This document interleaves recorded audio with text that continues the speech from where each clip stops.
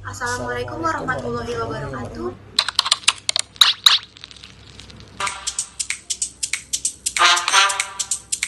Membahas tentang hadis pada era Rasulullah SAW.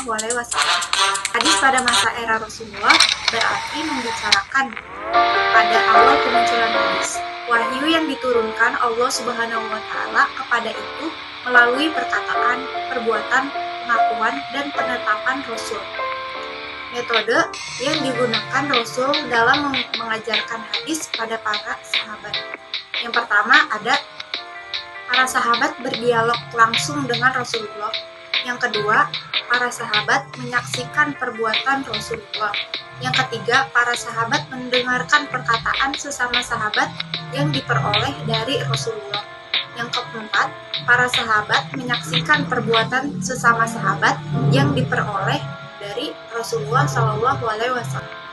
Terus yang B, ada larangan menulis hadis pada era Rasulullah SAW. Pada era itu, sedikit sekali sahabat yang bisa menulis, sehingga andalan mereka dalam menerima hadis adalah dengan menghafal. Hadis pada era itu umumnya hanya diingat dan dihafal. Secara memang Nabi melarang karena khawatir bercampur antara hadis dan Al-Quran. Yang C, ada diperbolehkannya menulis hadis pada era Rasulullah SAW. Jadi ada sahabat tertentu yang diberikan untuk menulis hadis dan Nabi membolehkannya. Yang D, ada larangan pencatatan atau penulisan hanya untuk satu, ditujukan bagi orang yang kuat hafalannya dan tidak dapat menulis dengan baik. Jadi izin menulis hanya diberikan kepada orang yang pandai menulis. Yang kedua, larangan ditujukan bagi orang yang tidak pandai menulis. Dikhawatirkan tulisannya keliru. Yang ketiga, larangan menulis hanya terjadi pada periode permulaan, sedangkan izin menulis diberikan pada periode akhir Rasul. Perhatian para sahabat pada masa ini terfokus pada usaha memelihara dan menyebarkan Al-Quran. Sikap memusatkan perhatian terhadap Al-Quran tidak berarti mereka tidak menaruh perhatian terhadap hadis. Mereka memegang hadiah seperti hal yang diterima dari Rasulullah SAW secara utuh ketika beliau masih hidup. Akan tetapi dalam periwayatan, para sahabat sangat berhati-hati dan membatasi diri. Ada beberapa sikap sahabat tentang meriwayatkan hadis-hadis Nabi. Yang pertama ada Abu Bakar. Data sejarah tentang kegiatan periwayatan hadis di kalangan umat Islam pada masa Abu Bakar sangatlah terbatas. Hal ini dapat dimengerti karena pada masa itu umat Islam dihadapkan pada berbagai ancaman. Jadi periwayatan pada masa Abu Bakar dapat dikatakan belum merupakan kegiatan yang menonjol di kalangan umat Islam.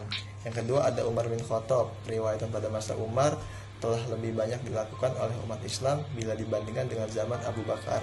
Hal ini karena umat Islam telah lebih banyak menghajatkan kepada periwayatan semata, melainkan juga karena Umar telah memberikan dorongan kepada umat Islam untuk mempelajari hadis-hadis Nabi. Yang ketiga ada Utsman bin Affan. Pada masa Utsman, kegiatan umat Islam dalam periwayatan lebih banyak dibandingkan dengan kegiatan periwayatan pada zaman Umar. Hal tersebut terjadi karena pribadi Utsman yang tidak sekeras pribadi Umar, dan juga karena wilayah Islam yang telah semakin meluas. Yang keempat ada Ali bin Abi Thalib. Ali bin Abi Thalib sendiri cukup banyak dalam meriwayatkan hadis-hadis Nabi. Hadis yang diriwayatkan selain berbentuk lisan, ada juga yang berbentuk tulisan ataupun catatan. Tulisan tersebut berisi hukuman denda, pembentukan orang Islam yang ditawan oleh orang kafir, dan larangan melakukan hukum qisas terhadap orang Islam yang membunuh orang kafir. Dalam Musnad Ahmad, Ali bin Abi Thalib merupakan riwayat hadis yang paling banyak bila dibandingkan dengan ketiga khalifah lainnya. Mungkin hanya segitu periwayatan hadis pada masa Rasulullah SAW di era sahabat. Saya akan menjelaskan tentang hadis di masa tabi'in. Terakhir itu ada tabi'in. Kata tabi'in berasal dari kata tabi'a yatba'u tabaran yang berarti mengikuti atau berjalan. Tabi'in menempati posisi khusyuk dalam pandangan Islam setelah sahabat, Quran surat At-Taubah ayat 100 dan hadis sebagaimana yang diriwayatkan Imam Muslim dan Muslim. Jumlah tabi'in tentu sangat banyak. Di kalangan umat Islam, sikap hati-hati dalam periwayatan hadis lebih menonjol pada masa Abu Bakar dan Umar bin Khattab dibandingkan dengan pada zaman kedua sesudahnya. Sekian, terima kasih. Wassalamualaikum warahmatullahi wabarakatuh.